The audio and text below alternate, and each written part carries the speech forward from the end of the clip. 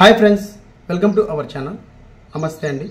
ఈరోజు టాపిక్ వచ్చేసి తల్లికి వందనం పథకంపై శ్రీ నారా చంద్రబాబు నాయుడు గారు కీలక ఆదేశాలు అయితే జారీ చేయడం జరిగింది అధికారులకు.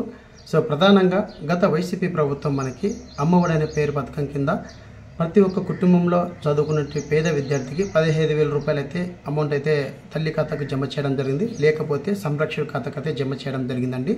సో ఆ ప్రాసెస్లో భాగంగానే కొత్తగా ఏర్పడిన కూటమి ప్రభుత్వం ఎన్నికల ప్రచారంలో సూపర్ 6లో భాగంగా అతి ముఖ్యమైన పథకం ఏదైనా ఉందంటే తల్లికి వందనం పథకం పేరు మార్చడం జరిగిందండి. సో గత వైసీపీ ప్రభుత్వం అమ్మఒడి అనే పేరును మార్చి తల్లికి వందనం పథకం అనేది అమలు చేయడం జరిగింది. సో ఈ పథకం ముఖ్య ఉద్దేశం ఎవరైతే బలహీన వర్గాలకు సంబంధించి పేద పిల్లలు ఉన్నారో, అంటే దారిద్ర్య దిగువన ఉన్నటువంటి పేద పిల్లలు ఎవరైతే ఉన్నారో వారికి 15,000 రూపాయల చొప్పున ప్రతి ఒక్కరికి వారి యొక్క తల్లి ఖాతాకు జమ చేయాలని చెప్పేసి కొత్తగా ఏర్పడిన కూటమి ప్రభుత్వం అయితే నిర్ణయం తీసుకోవడం జరిగింది.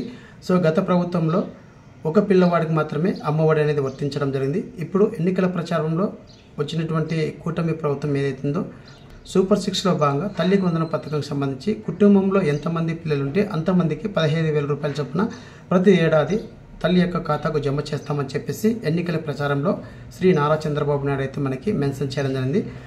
ఆ మెన్షన్ చేసిన పరంగానే ఒక్కొక్క పథకం అనేది సూపర్ 6లో భాగంగా మనకి అమలు చేసుకుంటూ వెళ్తున్నారు.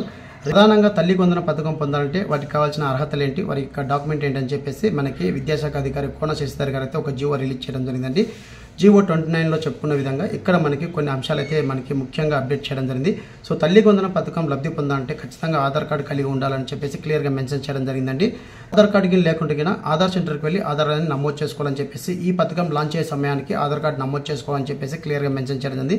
సపోజ్ ఇప్పుడు తల్లి కానీ లేకపోతే సంరక్షకులు ఎవరైతే ఉన్నారో వారికి 15,000 రూపాయలు పడాలంటే వారు ఖచ్చితంగా ఆధార్ కార్డు కలిగి ఉండాలి. ఆధార్ కార్డు అనేది పరిగణలోకి తీసుకుంటామని చెప్పేసి క్లియర్గా మెన్షన్ చేయడం జరిగింది ఏపీ ప్రభుత్వం.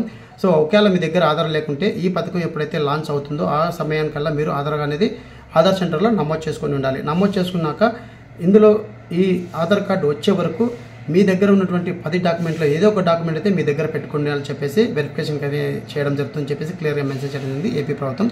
అందులో ముఖ్యంగా మనకి రేషన్ కార్డు అండి. సో అలాగే రేషన్ కార్డుతో పాటు పాన్ కార్డు కానీ, అలాగే పాస్బుక్ కానీ, అంటే బ్యాంక్ పాస్బుక్ కానీ, పోస్ట్ ఆఫీస్ పాస్బుక్ కానీ, అలాగే పాస్పోర్ట్ కానీ, జాబ్ కార్డు కానీ, ఇందులో ఏదో ఒక డాక్యుమెంట్ అయితే మీకు ఆధార్ వచ్చేంత వరకు ఈ డాక్యుమెంట్లో ఏదో ఒక డాక్యుమెంట్ అయితే ఖచ్చితంగా మీ దగ్గర పెట్టుకొని ఉండాలని చెప్పేసి క్లియర్గా ఏపీ ప్రభుత్వం క్లియర్గా మెన్షన్ చేయడం జరిగింది. ఈ తల్లికి వందనం పథకం పొందాలంటే ప్రతి ఒక్క స్టూడెంట్ 1 నుంచి 12వ తరగతి వరకు, అంటే ఫస్ట్ క్లాస్ నుంచి ఇంటర్మీడియట్ వరకు ఉన్న ప్రతి ఒక్క పిల్లవాడికి 15,000 రూపాయలు, కుటుంబంలో ఎంతమంది పిల్లలు ఉంటే అంతమందికి 15,000 రూపాయలు ఇస్తామని చెప్పేసి ఎన్నికల ప్రచారంలో శ్రీ నారా చంద్రబాబు నాయుడు అయితే మనకి చెప్పడం జరిగింది. అదేవిధంగా మనకి ప్రధానంగా ఈ తల్లికి వందనం పథకం అనేది త్వరలో అమలు చేయడం జరుగుతుందండి. సో ఇక్కడ మనకి పిల్లవాడికి ఖచ్చితంగా 75% ఆధార్ శాతం ఉండాలని చెప్పేసి క్లియర్గా మెన్షన్ చేయడం. అలాగే అర్హతలు వచ్చేసరికి మనకి ఖచ్చితంగా గవర్నమెంట్ ఎంప్లాయ్ అయితే ఉండకూడదు. అలాగే కుటుంబంలో ఈ తల్లికి వందనం పథకం పొందే లబ్ధిదారులు ఎవరైతున్నారో ఆ కుటుంబంలో 4 వీలర్ ఉండకూడదు. అలాగే 300 విద్యుత్ యూనిట్ మించకూడదు. అలాగే మనకి ఇక్కడ పొలం అనేది ఎంత అని చెప్పేసి ఇంకా గైడ్లైన్స్ ఇవ్వలేదండి. సో గత ప్రభుత్వం అయితే 10 ఎకరాల లోపల అయితే ఇవ్వడం జరిగింది.